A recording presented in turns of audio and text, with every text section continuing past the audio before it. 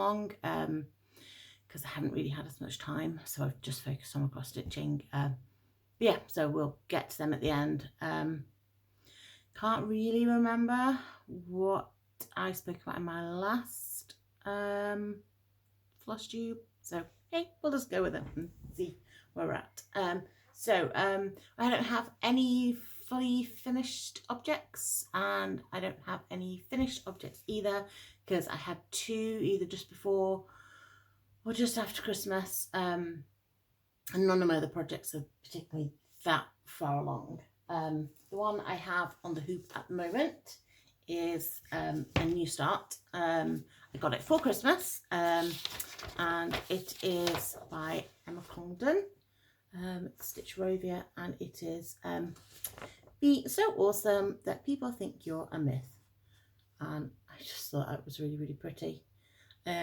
It's also, I was quite excited because it had, I'm going to pronounce this wrong, didn't take French, étoile, I think that's right. Apparently means star in French, which I didn't know, which is the sort of the sparkly threads that DMC do. I've not worked with them before. So I was quite excited to do this one and have it be a little bit sparkly. But I also decided that I would get some Ada that was, I don't think you can see it, it's sparkly Ada anyway. No, that, I don't even know which way up it goes, that way up, because that's the tail of the narwhal. Yeah, so it's not my first time stitching on kind of a pearlescent shimmery Ada, but when I started putting the shimmery kind of thread into it, it got kind of a bit lost because of the shimmeriness of the Ada. But I think I like the shimmery Ada more than the shimmery thread, so I'm going to keep going with it as it is rather than rip it out. It was just fabric that I got from my local needle store, so I don't know what make it is. They literally just bag it up and kind of just write the count on it and how much there is there, so I don't know any more than that about it. But yeah, I'm really, really enjoying it. I don't often stitch on count 14 Ada, which is odd because I find stitching on count 14 Ada is really nice because I think the needle goes through easily. But I just think for me, the stitches come up a bit too big. However, I decided to do it on count 14 because I already had this Ada in my, I don't have a big stash, but in my stash cupboard, which is that way. And yeah, so I didn't want to go out and buy anything else for it when I already had some in. I usually use it for like doing Christmas stitches. So yeah, I tend to have quite a bit in. So yeah, so I've been enjoying stitching on that one. I am organised with everything, but I've got it all laid out on the spare bed. Which one's this one? Is this? No, that's the one we've just talked about. I haven't written on there. I really need to write on there what the projects are, because I don't know. This one is Mickey Mouse. I joined Facebook group. Sorry, I haven't got COVID. Just got a cough. I joined a cross stitch group online on Facebook called School of Magical Stitches and Literature, which I think has now been renamed Magical Stitches, but there is still literature involved, and it's Percy Jackson themed. So you read the books and you do stitching challenges each week, which they set, and it's really good fun. I've been really enjoying it, and it's got me to work on Mickey Mouse, because I think the challenges, the first week's challenge was to stitch on a project that had something to do with several of the gods that they're listed. And for Dionysus, I picked Mickey because he's obviously quite merry and jolly. So I've actually got quite a bit of progress on Mickey. Last time I showed you Mickey, I think I just about got his foot done here. And now I've done all the edging over all of this bit of him. And I've started onto the other foot and the tail. So, and that's not really been that much worth of stitching either. and he's just stitched on a just white count 16, which is my usual. I like count 16. I didn't want to choose a pattern fabric because I wanted Mickey to pop out a bit, and I felt that if it was on a white, he would pop a lot more, because obviously he has quite bright, vivid colours. So I don't have a pile to put everything that I've already spoken about. This is my Doing Jones, I think it's called Night Flying. And so when I don't have a picture of most of them, I'm so disorganised. But this one didn't come with a picture. But again, I pulled it for quite a few of the challenges that they've done. So I've got quite a bit of progress on this one. So we've got, where's my hand? The lantern, and this is the beginning of a cat. And then there's the witch on the broom, there's Frankenstein's monster, and then there's a mummy that I've not started yet here. And at the top, there's going to be a vampire. And I've got the pumpkin, and this was really difficult because it was all these kind of really similar shades, and they were coming down in strands. So I struggled even with the gridding. I think I would have really struggled if I hadn't have gridded that one. This fabric, I can't remember what its name is. I need to write them down. It was from Lakeside Needles Craft, though. Yeah. So yes, I worked on that one, and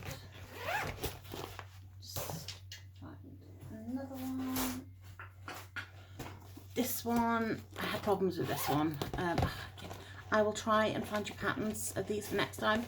This was a really, really old, oh, I'm dropping things on the floor. UFO, unfinished object. And it was sat in my drawer for years. I mean, when I say years, my son's 5, and I don't think I'd picked it up since he was born. Got it out and realised that I'd lost the key to the colours for it. It's Woodland Dimensions kit. I think it's called Winter Woodland. I don't know if you can get it anymore. Sorry, I can see my head peeking down the bottom to make sure it's in sight. So I had to find somebody. I had to find somebody. First of all, I tried to contact DMC, not DMC, Dimensions, and they couldn't help because they didn't make, or they were actually making the chart, I think. Anyway, I contacted the number that was on the pattern and said I need some help, and they referred me to somebody else that apparently makes the charts, but that person never got back to me. So I then went online, and I found a really nice person who sent me the key so I can finish it. But I was having awful problems with it because it took me a while to figure out what it was, but it was basically that my fabric was too stiff. Because the stiffer the fabric is, I find anyway, the hardest to pull the needle through. And some of these, like this bit here, it is, I'm going to zoom in, okay, I'll tap the screen, see if that does it. Nope, it does not like it. Aha, there we are. These branches here, they are 4 strands of thread on, okay, I'm going to zoom down, on like count 16, I think it is, Ada. And I was really struggling to, I actually hurt my fingers. I was trying to pull the needle through, so I got it between my hands. I've worked it quite a bit to get it a lot more softer and pliant, and it has helped. If I've just got 2 strands on there, I can pull it through, no bother, but it's still quite hard if I've got 4 or 3 strands. I think it might be the first Dimensions kit I've done. I think it's gonna look really pretty at the end, but it's not particularly pleasant to do because it's so much chopping and changing, because you have 1 strand, you've got 2 strands, you've got 3 strands, you've got 4 strands, you've got 2 strands of different colours, you've got 3 strands of like 2 different colours, and it becomes really complicated, and yeah, it's not amazingly pleasurable to stitch. I could just not stitch it and get rid of it, but I don't tend to buy patterns that I don't fall in love with. So for me, I enjoy the cross stitching, and the process of it, and I find it very therapeutic. But my aim and my goal is to get a project at the end of it that I can give to somebody, display around the house. Not that I really have hardly any of my own work displayed around my own house, but yeah, that's my goal at the end. I know there's lots of people out there that are just I don't know, I'd probably call them process stitchers, where they just really like the process. And sorry if you can hear shouting, that's my child. Yeah, and it's just about the journey, and it's about doing the cross stitch, and it doesn't really matter if they finish the project, which is absolutely fine for them, but for me, I want the finished project at the end. So no matter if it is less pleasurable to sew, I will keep going with it, because it's like what I get out of it at the end. And saying that, I'm absolutely awful at doing the final finishes. So, and then I've worked on my Harry Potter Stitch Your Own Adventure, which you can find on Facebook. I haven't really done a lot of it, but I've got some more of the banner, which is going to be Hufflepuff, because I'm a Hufflepuff girl. And I've got my letters at the bottom. Still miles and miles and miles to go with this stitch. And I was so excited over summer when I found out about this project, and I made myself wait till my birthday because I wanted to kit it up and get all the fabric, and I had other stuff that I was working on and that were gifts. So I tried really, really hard to wait, and I kind of, now I can do it. I've lost a little bit of the enthusiasm, which is awful, but at the same time, my child is home 24/7. I'm not really getting much me time apart from a little bit in the evening. Usually, you know, I have a couple of hours in the afternoon where I won't do any work, I won't do any jobs. I'll just sit and I'll stitch, and before I go and pick my son up from school, and all that's kind of gone. So this would be the time where I'd like put my headphones in, and I would just stitch and enjoy myself and relax. And I've lost that, because I still want to spend time with my husband in an evening, and if I'm in headphone world, then yeah, I don't want to be so much. I mean, he goes in headphone world, but yeah, I want to be able to chat with him and stuff, and I don't necessarily want to listen to books. I want to watch the TV, because I don't get to do that during the day either.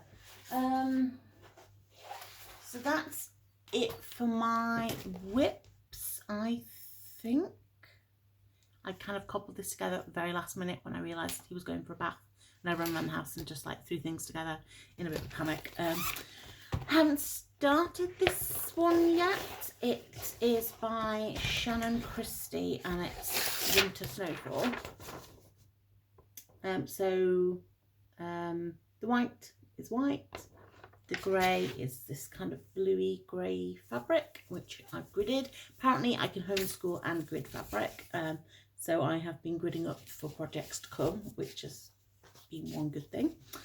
He does have some, he's in reception, but he has, which is first year of school, for anybody who's not in the UK. And so I have like little bits of time where he's like listening to a story the teacher's reading, or doing some phonics or something else they do. But I finally got all the colours through for it, because I had ordered them, but one of them was missing. So those are the colours that I've chosen, which I think are lovely, and I think they're going to look really, really good on that. So I'm looking forward to starting that, but I'm not 100% sure when I will start it. If it comes up that it would work on one of the magical stitches bits of homework, I think it might be able to fit it in somewhere, but I'm giving myself permission to start it whenever I want, basically. I decided that this year is all going to be about stitching for me, because I tend to stitch for other people, and then I don't, you get the satisfaction, you get the joy of giving it to them and perhaps seeing it displayed in their house, but you don't actually, sorry, I'm whacking the camera, you don't actually get anything physical out of it yourself at the end. So yeah, I decided that this year is about stitching for me on things I want to do. Although I keep thinking, oh, I'd like to do this for so and so and that for so and so. So who actually knows whether that'll happen. I've got this gridded up. Nope, that way around. Gridded up. Slightly disappointed with this fabric. It's for Doreen Jones, kind of Halloween with a cat and pumpkins on it. But it looked really grey on the photo, but it's actually come out quite brown. So I'm slightly disappointed with it, but not disappointed enough that I'm going to get back to them and complain and send it back, because I'm shielding, which means because of COVID, I don't have a spleen, because I was in a car accident years ago and they had to take my spleen out.